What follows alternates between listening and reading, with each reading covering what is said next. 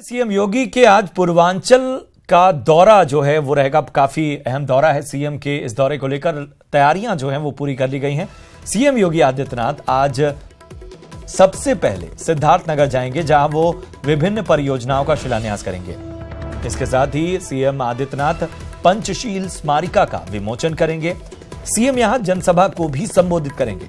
CM जिला चिकित्सालय और नगर पालिका का निरीक्षण करने पहुंचेंगे। इसके साथ ही मुख्यमंत्री गोरखपुर जाएंगे और वहां भी कई कार्यक्रमों में वो शामिल होंगे। दस्तक अभियान और स्कूल चलो कार्यक्रम का शुभारंभ होगा। इसके साथ ही मलिन बस्ती सुभाष नगर का निरीक्षण मुख्यमंत्री खुद करेंगे। सीएम यहां सामुदायिक स्वास्थ्य केंद्र का निरीक्षण करने के अलावा टीकाकरण कार्यक्रम यानी वैक्सीनेशन प्रोग्राम का शुभारंभ करेंगे। गोरखनाथ मंदिर में सीएम योगी का रात्रि विश्राम का कार्यक्रम है। और परवेज अहमद हमारे सहयोगी सिद्धार्थनगर से फोन लाइन पर जुड़ चुके हैं। परवेज, बहुत ही अहम दौरा सिद्धार्थनगर के लिए, तमाम सौगातें जो तस्वीरें हमने देखी हैं उस हिसाब से तैयारियां लगभग मुकम्मल हैं। देखिए प्रशांत, मैं आपको बता दूं कि सीएम योगी का बिजी शेड्यूल है। 3.5 घंटे का एक बड़ा प्रोग्राम है यहाँ पर, जिसमें जिले में ये 4 प्रोग्राम करेंगे। सबसे पहले ये दस्तक की शुरुआत करेंगे जो इंसेफेलाइटिस को लेकर है, और उसके आज से 2 अप्रैल से शुरुआत होनी है, जिसको हरी झंडी दिखाएंगे। उसके बाद ये स्कूल चलो अभियान को हरी झंडी दिखाएंगे। फिर यहाँ एक जनसभा को संबोधित करेंगे। बच्चों को जूते मोजे और स्कूल किट बांटेंगे। इसके बाद ही इनका प्रोग्राम जिला अस्पताल का निरीक्षण का है। उसके बाद ये मलिन बस्ती को देखने जाएंगे। तो इस तरीके से 3.5 घंटे का एक बिजी शेड्यूल जो सीएम योगी जी का है वो है। प्लस ये है कि 36 परियोजनाओं का शिलान्यास करेंगे, जो कई करोड़ रुपए की परियोजनाएं हैं उसका शिलान्यास करेंगे सीएम योगी। जाहिर सी बात है, सिद्धार्थनगर में जैसा आपने बताया कि बहुत सारी परियोजनाएं हैं, बहुत सारे निरीक्षण का भी कार्यक्रम है। हालांकि सवाल ये उठता है कि ये निरीक्षण पहले से तय है, तो वहां पे जो कमियां हैं वक्त वक्त पर हमने न्यूज 18 के जरिए दिखाया है, तो क्या वो कमियां, आप जाहिर सी बात है पहले से पता छुपा ली जाएंगी? स्वास्थ्य विभाग के लिहाज से मैं कह रहा हूं। देखिए, हम आपको बता दें, इससे पहले जैसे आप कह रहे हैं कि स्वास्थ्य विभाग की कमियां, इससे पहले सिद्धार्थनाथ जी आए थे, उन्होंने स्वास्थ्य विभाग की कमियां पकड़ ली थी। उसके पर अधिकारियों को डांट फटकार भी लगाई थी। अब चूंकि ये मुख्यमंत्री जी का प्रोग्राम है, कई दिन से इसका जो था काम चल रहा था, और जो कमियां हैं उसको दूर की जा रही है। सबसे बड़ी कमी ये है कि दवाओं की, जो बेसिक ये पिछड़ा जिला है, यहाँ पर जो गरीब जनता जो सरकारी अस्पतालों पर ही डिपेंड है और दवाओं के ऊपर, सरकारी दवाओं के ऊपर ही डिपेंड है। तो सबसे कमी उसी को दूर करने की सबसे बड़ी बात ये है। जी, बहुत बहुत शुक्रिया करेंगे परवेज आपका इस अहम जानकारी के लिए। आप नजर बनाए रखिए, इस कार्यक्रम की पल पल की डिटेल आपसे हम आगे भी लेते रहेंगे। तो मुख्यमंत्री योगी आदित्यनाथ का पूर्वांचल दौरा है। सबसे पहले वो सिद्धार्थनगर जाएंगे, कई विशेष जो कार्यक्रम है उनका शुभारंभ करेंगे। दस्तक जो है इंसेफेलाइटिस अभियान, उसका शुभारंभ करेंगे। कई जगह निरीक्षण करने भी जाएंगे। उसके बाद गोरखपुर भी कई कार्यक्रमों में शामिल होंगे योगी आदित्यनाथ। आपको बता दें कि रात्रि विश्राम गोरखनाथ मंदिर में करेंगे मुख्यमंत्री। बढ़ते आगे, आज केंद्र सरकार SC/ST एक्ट में सुप्रीम कोर्ट के फैसले पर रिव्यू पिटीशन दाखिल करेगी। इस बात का ऐलान सामाजिक न्याय एवं अधिकारिता मंत्री ने किया है। वहीं दलित संगठनों ने आज भारत बंद का ऐलान किया है।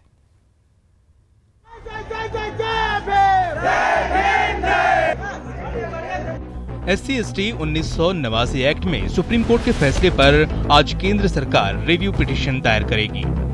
सुप्रीम कोर्ट के फैसले के खिलाफ देश के कई दलित संगठनों ने सरकार से रिव्यू पिटीशन की मांग की थी। बुधवार को इस मांग के साथ एनडीए के SC/ST सांसदों ने भी पीएम मोदी से मुलाकात की थी। मेरे मंत्रालय ने और विधि मंत्रालय ने विचार विमर्श करके निर्णय लिया कि सुप्रीम कोर्ट के इस संबंध में आए निर्णय के विरुद्ध रिव्यू पिटीशन दायर की जाए, और उस पर हमने कार्रवाई की। और मैं खुशी के साथ बताता हूं कि कल की तारीख में वो रिव्यू पिटीशन सुप्रीम कोर्ट में दायर कर दी जाएगी। दरअसल SC/ST एक्ट के गलत इस्तेमाल को लेकर सुप्रीम कोर्ट ने 20 मार्च को एक अहम फैसला दिया था। जिसमें कोर्ट ने SC/ST एक्ट में आरोपी शख्स की तुरंत गिरफ्तारी पर रोक लगाई थी। साथ ही इस एक्ट के तहत अग्रिम जमानत पर लगी रोक को हटा दिया था और DSP स्तर के अधिकारी की जांच के बाद ही गिरफ्तारी का फैसला दिया था। सुप्रीम कोर्ट के इसी फैसले का दलित और राजनीतिक संगठनों ने केंद्र सरकार से रिव्यू पिटीशन की मांग की थी, जिस पर आज रिव्यू पिटीशन दाखिल होगा। Bureau report, news 18 network. और इस बीच जौनपुर से बड़ी खबर आ रही है। यहां एक कैदी की मौत हो गई है। कैदी की इलाज के दौरान जान चली गई है। BHU में कैदी संजय ने दम तोड़ दिया है। दुराचार के आरोप में 38 महीने से जेल में बंद था यह कैदी।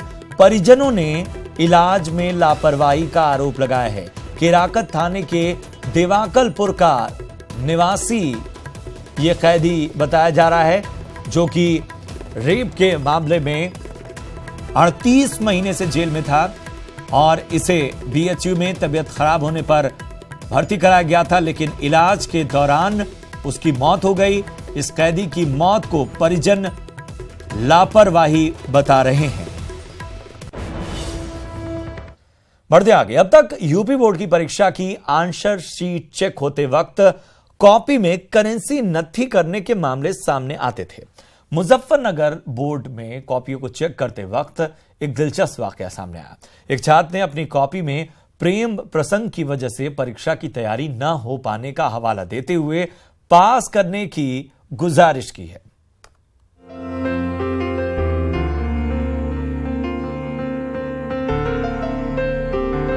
इन दिनों प्रदेश भर में बोर्ड परीक्षा की कॉपियों को चेक करने का काम जोरों पर चल रहा है। ऐसी कॉपियां सामने आ रही हैं जिन्हें देखकर आप पहले हैरान होंगे और फिर ये सोचने को मजबूर होंगे कि हाई स्कूल और इंटर के छात्र किस कदर लापरवाह हो गए हैं। मुजफ्फरनगर में छात्रों ने पास होने के लिए तरह तरह की तरकीबें अपनाई। इंटरमीडिएट के एक छात्र ने केमिस्ट्री की आंसर शीट को प्रेम पत्र का रूप दे दिया। दिल के अंदर धंसा हुआ तीर दिखाकर मोहब्बत का इजहार किया और पूरी कॉपी खाली छोड़ दी। छात्र ने प्रेम प्रसंग की वजह से परीक्षा की तैयारी न हो पाने का हवाला दिया और एग्जामिनर से पास करने की गुहार लगाई। देखिए, बच्चे हैं, उनको आंसर शीट मिली है, वो क्या लिखते हैं ये तो उनके ऊपर डिपेंड करता है, लेकिन लिखना नहीं चाहिए। अपने क्वेश्चंस या आंसर्स जो देने हैं वो देना चाहिए। कुछ छात्र टीचरों को पैसों का लालच दे रहे हैं। कॉपियों में नोट नत्थी करके नंबर देने के लिए गुहार लगा रहे हैं। वहीं कुछ छात्र कॉपियों में टीचर्स को इमोशनल ब्लैकमेल करके नंबर देने की गुजारिश कर रहे हैं। शिक्षा विभाग ने साफ कर दिया है कि टीचर ऐसी बातों पर ध्यान नहीं दे रहे। कुछ कॉपियों में जो है बच्चे जैसे रख देते हैं कि 100 रुपया रख दिया या कुछ 50 रुपया रख दिया कि जिससे एग्जामिनर जो है प्रभावित होकर के नंबर दे दे थोड़ा सा।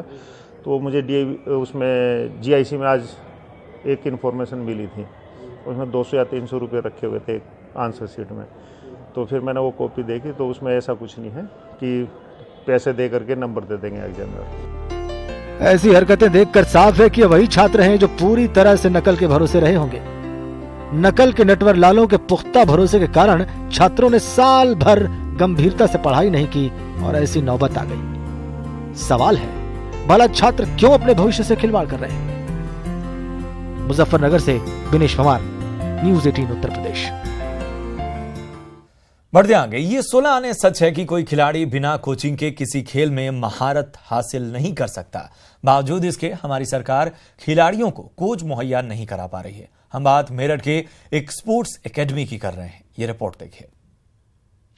सूबे में बिना कोच के खिलाड़ी, तीरंदाजी के खिलाड़ियों को कोच का इंतजार, बिना गुरु के धनु विद्या सीखने को है मजबूर।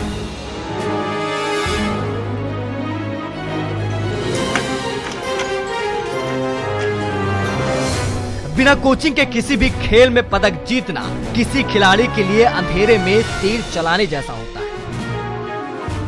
लेकिन मेरठ के कैलाश प्रकाश स्पोर्ट्स स्टेडियम के युवा तीरंदाजों के सामने गुरु के बिना ही तीरंदाजी सीखने की बड़ी चुनौती है। आलम यह है कि यहाँ आर्चरी के खिलाड़ी पिछले 2 साल से कोच का इंतजार ही कर रहे हैं, लेकिन सरकार को इसका जरा सा भी ख्याल नहीं। आज के ये धनुधर बिना कोच के ही प्रैक्टिस करने को मजबूर है। अब 18-20 बच्चे ही बचे हैं। जो नए आ रहे हैं वो जो पुराने थे वो छोड़ के चले गए, ना कोच ना होने की वजह से। और फिलहाल तो मैं ही यहाँ अपनी प्रैक्टिस करता हूँ, कुछ इन्हें भी कराता हूँ। ये बस ये कोच की प्रॉब्लम है जो हमें सबसे ज़्यादा परेशान करती है।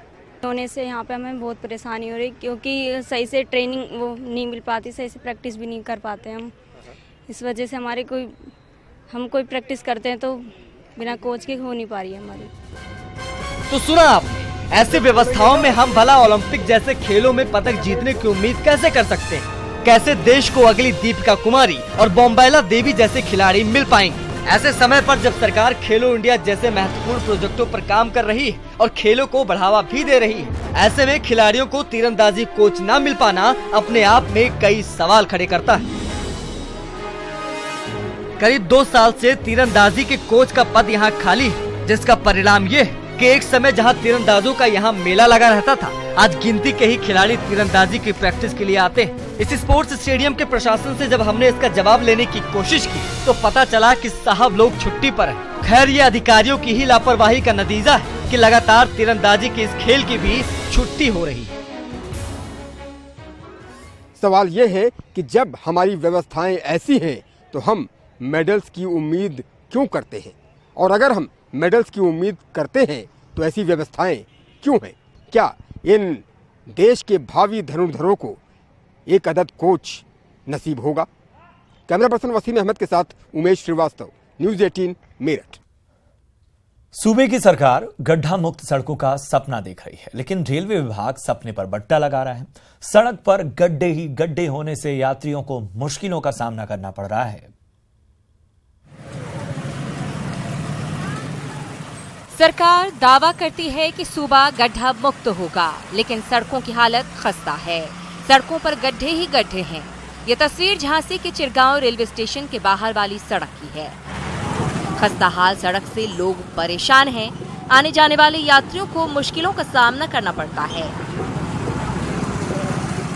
सड़क ऐसी है कि वाहन भी रफ्तार नहीं पकड़ सकते। ये रेलवे और स्टेट गवर्नमेंट का दोनों का इसमें कम से कम आज 15-20 साल तो मुझे हो गए देखते हुए। ये सड़क कभी नहीं बन पाई, और इस सड़क के चक्कर में जब बारिश होती है तो यहाँ पे इतनी अव्यवस्था हो जाती है कि लोगों को निकलना मुश्किल पड़ जाता है। सड़क तो जो बिल्कुल डग पे गड्ढा है, ना इस पर 4 पहिया का वाहन चल पाता है, 2 का तो इसमें भगवान ही मालिक है। स्थानीय निवासियों की माने तो लगभग 2 दशक बीत गए, सड़क की कभी मरम्मत तक नहीं हुई। वैसे ये जिस सड़क की तस्वीरें हैं वो सड़क रेलवे के अधीन आती है, लेकिन रेलवे के पीआरओ मनोज कुमार सिंह को इसकी जानकारी ही नहीं। नहीं, ऐसा नहीं है। सड़क को बनना जरूरी है, और जैसे ही अब आपने हमारे संज्ञान में लाया है तो इसको जल्द ही काम को कंप्लीट कराया जाए। अब बात पीआरओ साहब की संज्ञान में आ गई है तो उन्होंने आश्वासन दे दिया कि जल्द ही सड़क की मरम्मत का काम किया जाएगा। ऐसे में सवाल ये उठ रहा है कि सरकार सूबे में गड्ढा मुक्त सड़क का सपना देख रही है, लेकिन रेलवे विभाग सूबे की सरकार की साख पर बट्टा लगा रहा है। न्यूज़ 18 के लिए झांसी से अश्विनी मिश्रा की रिपोर्ट। बढ़ते आगे, महाराजगंज इलाके में गरीबी की मार झेल रहे एक परिवार की 3 बेटियां 11 साल की उम्र होते ही दिव्यांग होती चली गईं। इसके बाद से वो 3 बहनें गरीबी और लाइलाज बीमारी का दंश झेलने को लगातार मजबूर हैं।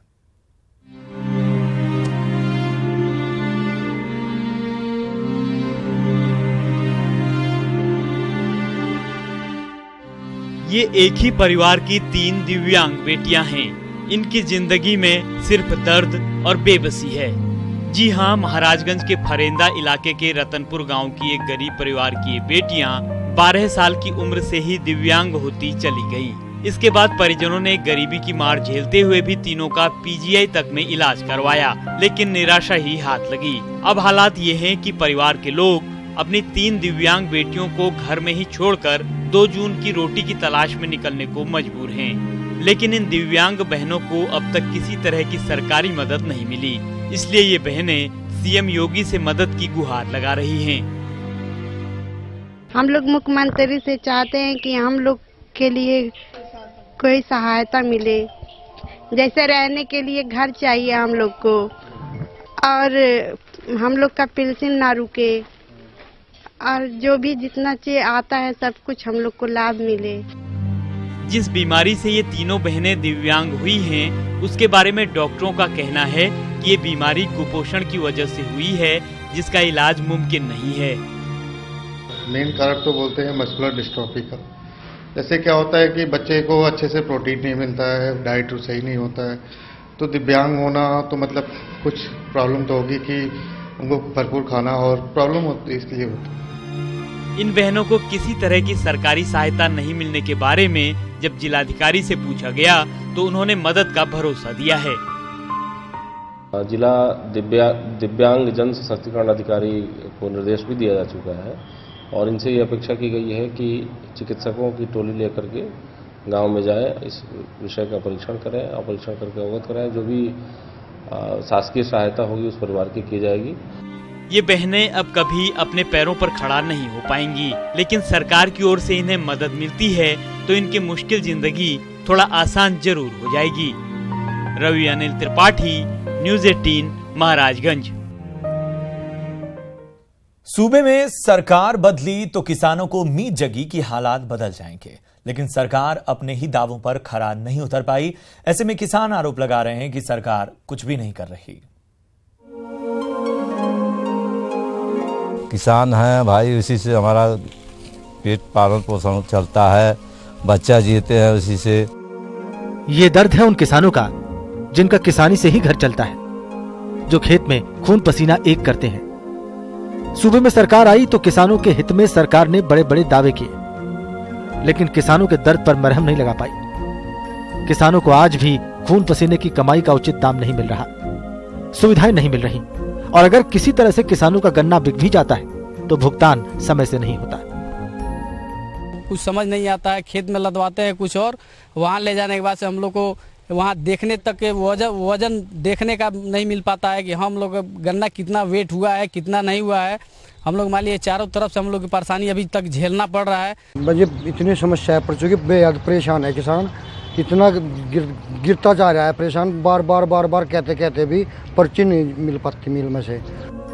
ये किसानों का दर्द है, और जब उसका लाभ किसान को मिलना चाहिए तो उस समय गन्ना माफियाओं का नेक्सस सक्रिय हो जाता है और फिर शुरू होता है गन्ने के कारोबार का काला खेल। इस काले कारोबार के खिलाफ विभाग ने छापेमारी कर कार्रवाई की। इस बार ईसी एक्ट और गुंडा एक्ट दोनों को इन्वोक किया गया था।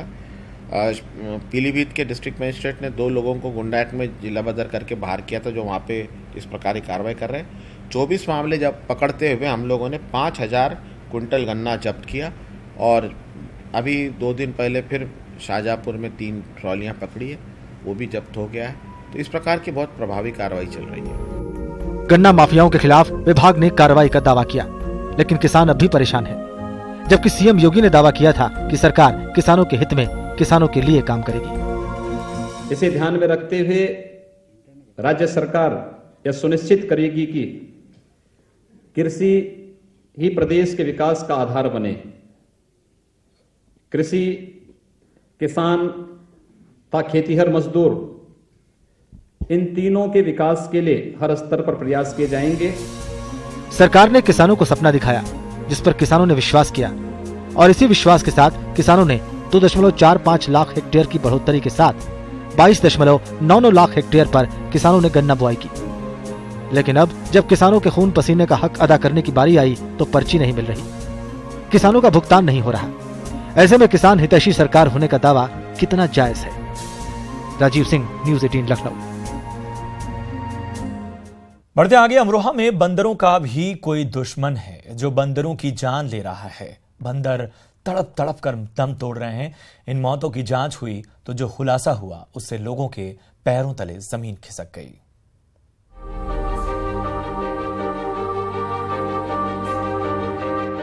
वानर सेना को किसी की काली नजर लग गई है।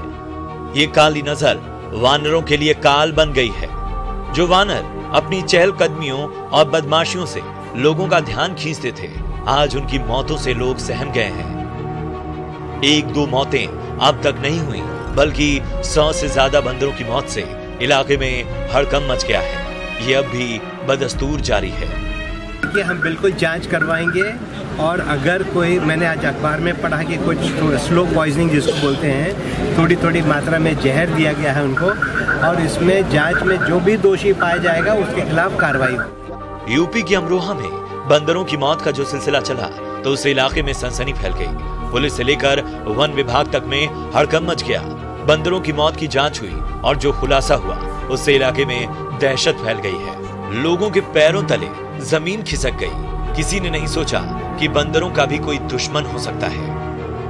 PRI की रिपोर्ट आई है जिसमें ये लिखा गया है कि बंदरों की मौत जो है, जो खाने की चीज है उसमें किसी ने कोई जहरीला पदार्थ मिलाया है जिसकी वजह से हुई है। बंदरों की हो रही मौत के पीछे की वजह तो पता चल गई, जिसके बाद दोषियों के खिलाफ सख्त कार्रवाई का दावा किया जा रहा है। लेकिन सवाल बड़ा है कि कब और कैसे होगी ये कार्रवाई। मेरे पास जो DFO उनका भी फोन आया था कि इसमें विष की पुष्टि उनके विस्तार में हुई है। उनके द्वारा एक FIR दर्ज कराई जाएगी और FIR दर्ज कराने के उपरांत इसमें हम लोग इन्वेस्टिगेशन कार्रवाई करेंगे और जो भी दोषी पाया जाएगा उसके खिलाफ सख्त कार्रवाई होगी। इन बेजुबान जानवरों की किससे दुश्मनी होगी जिसका बदला जहर देकर लिया जा रहा है। जो भी ऐसा कर रहा है वो किसी जानवर से कम नहीं, क्योंकि वो सब जानते हुए भी जानवरों जैसा व्यवहार कर रहा है। शिवोम, न्यूज़ 18 अमरोहा। बढ़ते आगे, सोर घाटी पिथौरागढ़ में इन दिनों चैतोल पर्व की धूम है। यह पर्व भगवान शिव के प्रति आस्था के साथ भाई बहन के अटूट प्रेम का भी प्रतीक है। आइए आपको भी लिए चलते हैं चैतोल पर्व में।